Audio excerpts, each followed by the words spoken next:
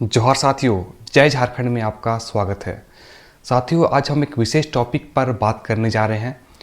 अगर हम युवा इस टॉपिक पे बात नहीं करेंगे, इन हालातों को नहीं समझेंगे, तो झारखंड तो वैसे भी बहुत पिछड़ा राज्य है। तो अन्य लोगों से इन मुद्दों को समझना हम उम्मीद ही क्या कर सकते हैं। इसलिए हम झारखंड के शिक्षित युवा होने के नाते इन टॉपिक पर बात करना बहुत ज़रूरी है। आज हम लोग बात करने जा रहे हैं आउटसोर्सिंग कंपनियों के बारे में। सबसे पहले समझेंगे कि आउटसोर्सिंग कंपनियां होती क्या है। आउटसोर्सिंग कंपनियां ऐसी कंपनियां होती है जो किसी अन्य कंपनी या व्यक्ति या किसी संस्था के लिए कुछ विशेष सेवाएं प्रदान करती है या फिर कुछ कार्य करती है। जैसे कि आईटी के क्षेत्र में, सिक्योरिटी के क्षेत्र में, स्वास्थ्य के क्षेत्र में, एजुकेशन के क्षेत्र में, ऐसे ऐसे बहुत से क्षेत्र हैं जहाँ ये आउटसोर्सिंग कंपनियाँ कार्य करती है। तो झारखंड में भी आउटसोर्सिंग कंपनियों का बोलबाला चल रहा है।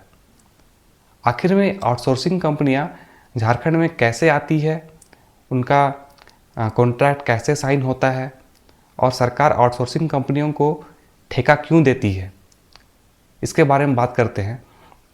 कि सरकार को कुछ विशेष कार्य करवाना होता है, चाहे एजुकेशन के क्षेत्र में, चाहे स्वास्थ्य के क्षेत्र में, तो सरकार के पास तो रिसोर्सेस है, लेकिन सरकार चाहती है कि कम लागत में मेरा काम हो जाए और जल्दी हो जाए और मुझे बेस्ट काम मिले।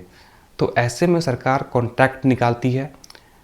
तो जो भी इच्छुक कंपनियां होती है वो इस कॉन्ट्रैक्ट को सरकार से साइन करवाने के लिए बहुत सी कंपनियां झारखंड आती है और कहीं पे मीटिंग होती है और वहाँ पे लगती है बोली। तो जो कंपनियाँ सबसे कम बोली लगाती है और अच्छी सेवाएं देने का वादा करती है, सरकार वैसे कंपनियों को ये कॉन्ट्रैक्ट देती है। ये कॉन्ट्रैक्ट 1 साल का हो चाहे 5 साल का हो, ऐसे कॉन्ट्रैक्ट साइन होता है और काम करने के एवज में ये कंपनियाँ सरकार से पैसा वसूलती है। तो सरकार भी वैसे कंपनियों को कॉन्ट्रैक्ट देती है जो कंपनियां सरकार को अच्छा खासा रकम खिलाती है। सरकार के अधिकारियों को, सरकार के नेताओं को ये कंपनियां मोटी मोटी रकम खिलाती है, तब जाके इन कंपनियों को सरकार से ठेका मिलता है। इसमें कंपनियों का भी फायदा होता है और सरकार के अधिकारियों का भी और सरकार के नेताओं का भी। इसलिए सरकार चाहती है कि सारा काम हम आउटसोर्सिंग कंपनियों को सौंप दें। अब आउटसोर्सिंग कंपनियां क्या करती है कि वो उनका मुख्य उद्देश्य आउटसोर्सिंग कंपनियां का होता है कि प्रॉफिट कमाना, अधिक से अधिक प्रॉफिट कमाना।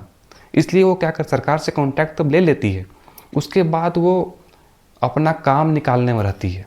वो कम लागत में, कम पूंजी में वो अपना काम निकालने का कोशिश करती है। इसके एवज में वो सस्ते मजदूर ढूंढती है। वो सस्ते मजदूर ढूंढती है, चाहे वो मज़दूर बाहर के हो चाहे वो लोकल हो। उनको कम पैसे में, कम वेजेस में उसे काम कराती है और ज़्यादा काम करवाती है। अब सरकार को इन कंपनियों से कोई मतलब नहीं होता है कि वो अपने मज़दूरों को कितना पेमेंट कर रही है।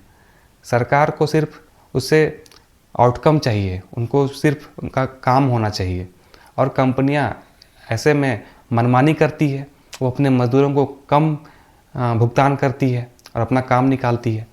तो झारखंड में सब जगह भी ऐसे ही चल रहा है, चाहे वो एजुकेशन के क्षेत्र में हो, चाहे स्वास्थ्य के क्षेत्र में हो, चाहे वो माइनिंग के क्षेत्र में हो, चाहे वो ब्लॉक में हो, कोई भी काम हो, सरकार सारे काम को आउटसोर्सिंग कंपनियों को सौंप चुकी है।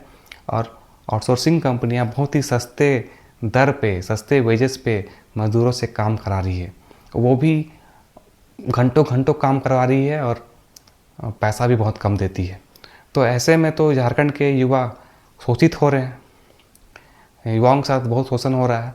और सरकार को विभिन्न पोस्ट में, सरकारी पोस्ट में वैकेंसी निकालने की ज़रूरत भी नहीं पड़ रही है, ऐसे ही उनका काम निकल जा रहा है। इसलिए ना सरकार इतने सरकारी पद खाली होने के बावजूद भी अभी सारा काम सरकार का चल रहा है, सारी आउटसोर्सिंग कंपनियों की वजह से। तो साथियों, हम लोग को इनका विरोध करना चाहिए कि अगर सारा काम ये सरकार आउटसोर्सिंग कंपनियों को सौंपेगी तो झारखंड के युवाओं को रोज़गार कैसे मिलेगा। अगर रोज़गार मिलता भी है तो 8,000, 10,000, 12,000, इतने में अभी के ज़माने में, अभी के समय में किसी का परिवार चलना पॉसिबल नहीं है। वो सिर्फ दाल रोटी खा के ज़िंदा रह सकता है, वो अपना लाइफ स्टाइल मेंटेन नहीं कर सकता। एक अच्छा जीवन जीने के लिए अभी के लाइफ में कम से कम 40 से 50,000 की सैलरी होनी ज़रूरी है। और अभी के जो युवा हैं इतने पढ़े लिखे हैं और उनको ऐसी कंपनियों में काम करना पड़ता है 8,000, 10,000 के लिए, तो बहुत ही शर्म की बात है। तो सरकार को सोचना चाहिए कि आउटसोर्सिंग कंपनियों को वहाँ लगाए जहाँ पे कुछ विशेष काम हो, और बाकी जगहों पे वैकेंसी क्रिएट करे, वैकेंसी निकाले, यहाँ के युवाओं को रोज़गार दे। तभी झारखंड का भला हो सकता है। सिर्फ अपने घूस खाने के चक्कर में, अपने प्रॉफिट लेने के चक्कर में सरकार को सारा काम आउटसोर्सिंग कंपनियों को नहीं सौंपना चाहिए। सरकार ये भी जानती है कि आउटसोर्सिंग कंपनियां सिर्फ प्रॉफिट कमा के जाएगी, लेकिन अपने फ़ायदे के लिए, अपने लालच के लिए ये सब काम सरकार के अधिकारी, आईएएस ऑफिसर और नेतागण ऐसे करते हैं। तो इस ओर ध्यान आकृष्ट होना झारखंड वासियों का बहुत ज़रूरी है। धन्यवाद। जय झारखंड।